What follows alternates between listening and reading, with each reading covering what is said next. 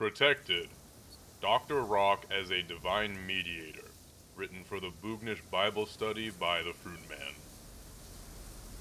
Hello, my friends. Thank you for joining me in this week's discussion. I pored over the lyrics for the powerful hymn you all know as Dr. Rock, and it is my pleasure to give you an introduction to the revelations found in the text. The highest rewards are in the immaterial elements of the work, so every individual must perceive its significance on their own. There are a multitude of concepts in this song that have a ton of theological and historical background that would provide more understanding, but I have only gone over what is immediately necessary for the sake of grasping the general message contained within this scripture. I'm tired of modulating and articulating all these feelings that I have for you. From the mouth of Gene Ween, the Boognish proclaims, I'm tired of modulating and articulating all these feelings that I have for you. In this passage, the Boognish expresses his love for humanity, but also reveals his frustration in mankind's ignorance of him. He holds a divine and welcoming love, but we are steered away to focus solely on material perception, the smallest fragments of reality. So much confusion has been wrought in the name of the divine, with the focus of modern being to idolize prophets of the past based on their supposed experiences with their respective gods. This has turned our culture into one so obsessed with reading about God rather than experiencing God. But of course, one cannot know God by reading about him. The Boognish has been trying under different names and appearances throughout time to reach out to the soul of man to receive his divine love. Understandably, he has grown weary of these endless attempts as they have been bastardized and utilized for political gain rather than for the benefit of the masses. Yet, there is a new approach available, manifested by the chosen prophets of Ween. Echoing from the depths of all who desire to reap the fruits of higher realities, Dr. Rock is summoned to finally grab our attention. Dr. Rock is not a breathing, thinking entity, but yet another personification of the immaterial. Rock itself is, in the context of Ween, the doctor for your soul. Help me out, for I need to shout it. Quick, Derek, run and get your mammy. At the command of help me out, for I need to shout, the Boognish has called upon Ween to provide the groundwork for the Boognish to spread his message. The name Derek descends from the Germanic name Theodoric, which means the people's ruler. Derek, however, is no longer in charge. He must give in to the call of the Boognish, humble himself by retrieving his mother to introduce the people to their new ruler, the Boognish reigning through the music of Ween. There is no denying all you've been supplying in the slathering ball of flesh. All the words of mankind are limited to his perception within his weak, fleshy shell. The Boognish affirms that mankind has done great things. There's no denying that. However, when all things are done, we have only done what we're capable of doing as tiny beings trying to make sense of an infinite universe. The light of death is going to shine again. This line introduces the concept of ego death as one of major importance. The Boognish created Ween as an approach to enlightenment, and one that resembles at least the spiritual effects attained through the mysteries of Eleusis in Greece. Speaking of the happenings of Eleusis was punishable by death, so our sources of what went on there are scarce. See the term elusive, which comes from this assembly. What we do know of Eleusis is that it involved theater performance during which participants would claim being possessed by gods such as Dionysus. We also know that people were warned of a spiritual death before partaking in these ceremonies, which is further backed by an inscription on St. Paul's monastery which reads, "If you die before you die, then you won't die when you die." Attendees would claim Eleusis to be the most spiritually transformed event of their lives. Plato spoke of it, saying, "The ultimate design of the mysteries was to lead us back to the principles from which we descended, a perfect enjoyment of spiritual good." Now, I encourage you to speak with a well-versed person who has had a transcendental psychedelic experience at a Wien show, and refer to quotes on the mysteries. All great thinkers are known to write esoterically or apophatically because immaterial concepts simply cannot be properly expressed through material means. And I'll let you in with no restraint. The final lyric in the first verse is written as, "And I'll let you in with no restraint," but the final word is lost under Jeaner's laughter in the studio version. You can hear, "Let's just do it again," but, of course, they didn't do it again. This line is also never performed live, which is greatly significant. This is because the Boognish can't let you into his text without restraint, even though he would like to. Many philosophers begin with the intent of revealing truth to the masses, but ultimately, they all have to talk of higher realities behind a veil, either for reasons of the message being shut down before it could be properly spread, or because it cannot possibly be written. Don't conceal your tragic flaw, just give the Dr. Rock a call. The term tragic flaw translates from the Greek word pronounced hamartia, but it more literally means to err or missing the mark.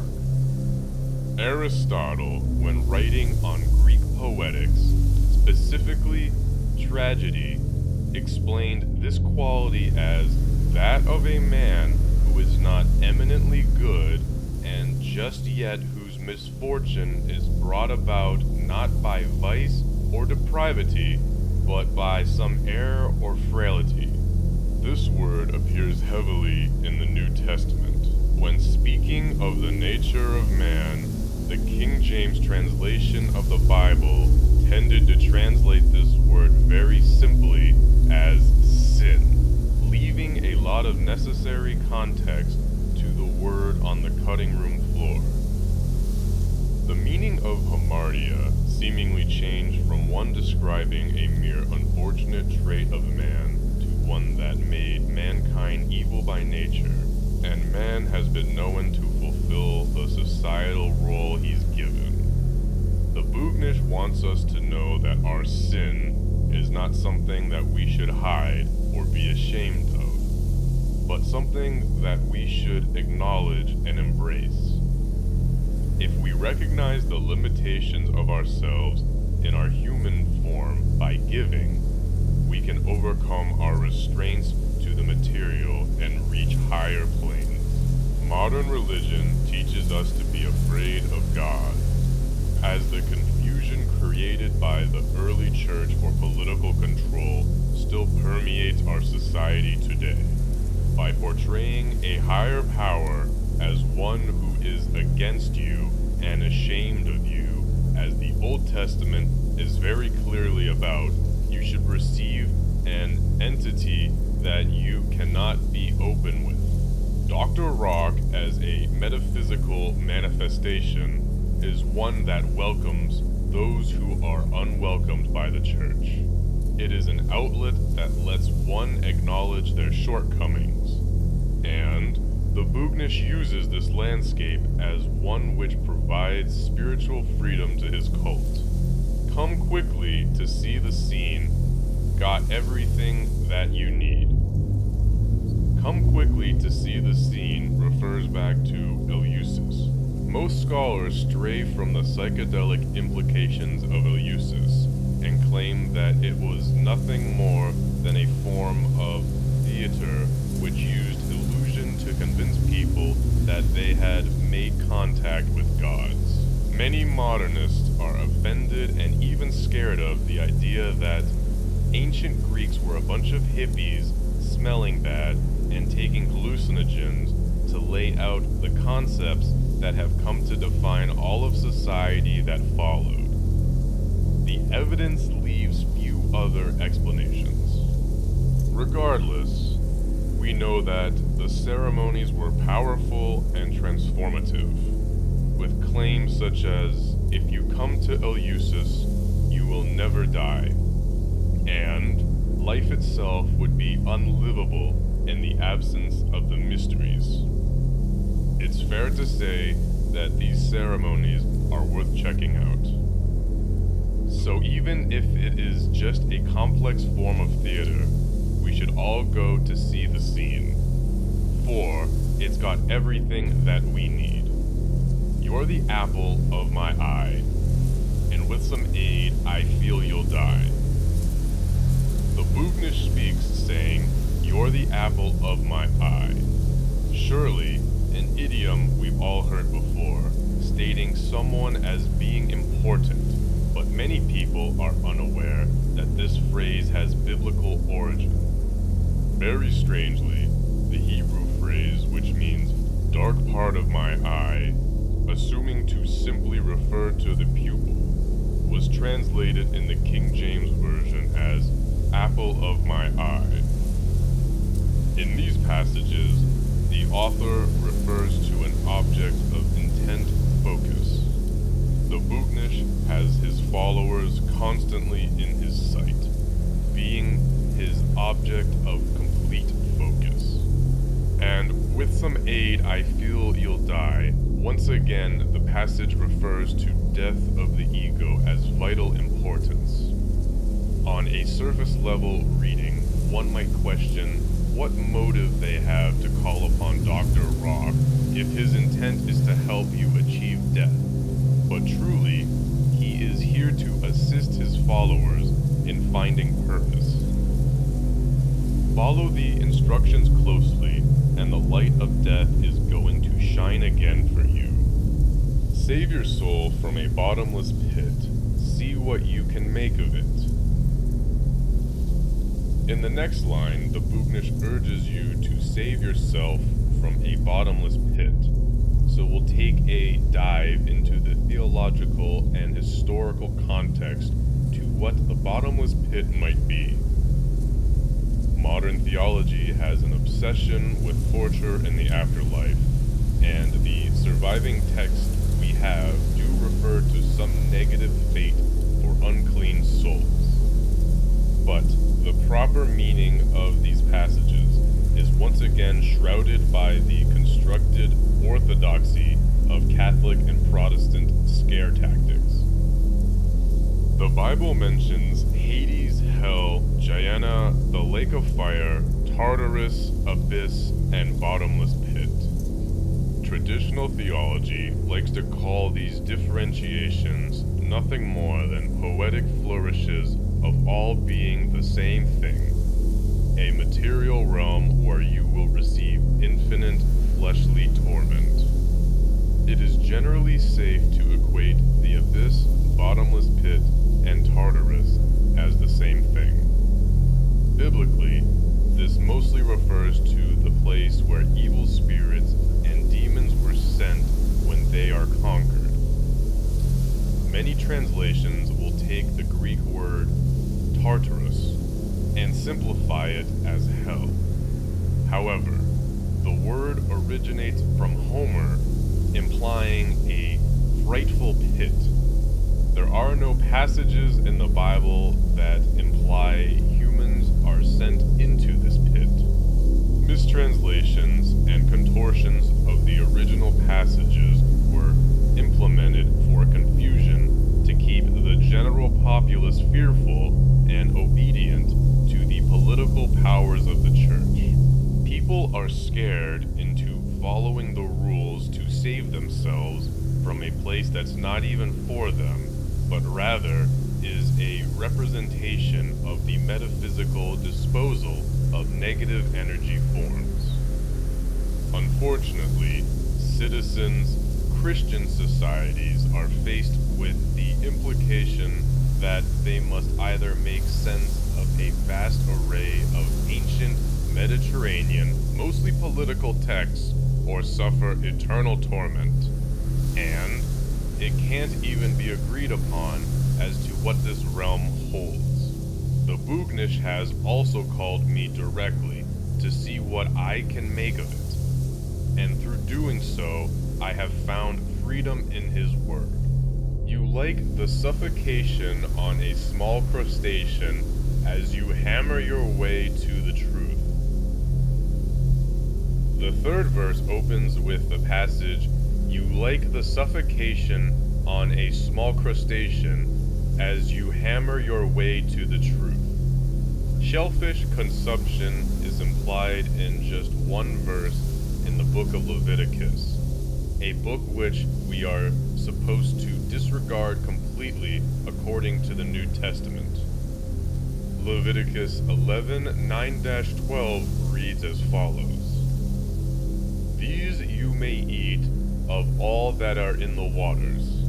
Everything in the waters that has fins and scales, whether in the seas or in the rivers, you may eat. But anything in the seas or the rivers that does not have fins and scales, of the swarming creatures in the waters and of the living creatures that are in the waters, is detestable to you. You shall disregard them as detestable.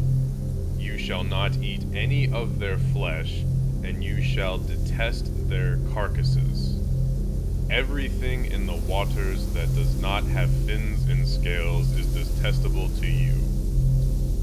This is one of a multitude of useless rules set out by the Demiurge, the God of the Old Testament, whom is completely separate from the God of the New Testament. You will notice modern self-proclaimed Christians citing Leviticus 20:13 to condemn homosexuality, but all the verses around it forbidding shellfish. Shaving or wearing clothes made of two different fabrics go completely unrecognized. Boomers love to break the vast majority of rules set out in Mosaic law, such as eating small crustaceans while chiseling out the sections of the Bible, hammering their way to the truth that let them live however they want whilst hating others. Leviticus is not actually canonical to Christianity. The first Christian canon was constructed by Marcion in the 2nd century, and it completely left out the Old Testament as not being at all usable alongside the New Testament. Born as a salmon by an Indian eye, while all the while that you're going to die. The line, "born as a salmon by an Indian eye," immediately invokes Hindu ideas of reincarnation, an idea that permeates through so many religious beliefs that it would be unwise to simply get rid of it as a concept, but that's perhaps one that will be explored at a later date. How unfortunate it would be to be born as a salmon and to be killed and eaten by a religious person whose God has permitted your consumption. In the Old Testament, Salmon is also the name of the great-great-grandfather of David. Very little is actually said about him, but we do know that he had a son, Boaz, with a prostitute named Rahab. This line in Dr. Rock may also call forth this image of sinfulness, as sex out of wedlock is explicitly condemned in the Mosaic Law. But then, we must ask if we should shame Salmon for this, since his sin eventually gave rise to King David. Without Salmon's relationship with Rahab, David would not have been born to be a leader of Israel. Famously, Jesus also descended from the lineage of David. He was not a literal son of God, and this is apparent in what we can see in textual alterations in the Gospels. So, the implication that Salmon should find eternal torment under Hebrew law for an action that precedes the birth of Christ is one that true followers of spirituality should not subscribe to. If traditionalist Christian theology is to be considered, then everything that happens in the world is part of God's plan. Mankind has total free will, but also God controls everything that happens. If this is the case, then Salmon had to be born with God's intent to create Jesus and save mankind. But how unfortunate it would be to be fated to be born as Salmon, and tormented under the wrath of Jehovah, even though it was Jehovah's intent for his sin to occur. I realize this interpretation is a bit of a stretch from the original lyric, but I feel this information is still relevant to the message of this hymn, even if not directly indicated in the passage. The final line of the third verse is, "While all the while that you're going to die." So much focus is put on death and having everything figured out before your bodily death. There is a solution though. The Boognish, with the help of the power of rock, you too can die to yourself. The light of death is going to shine again, and he will do his very best to let you in without restraint.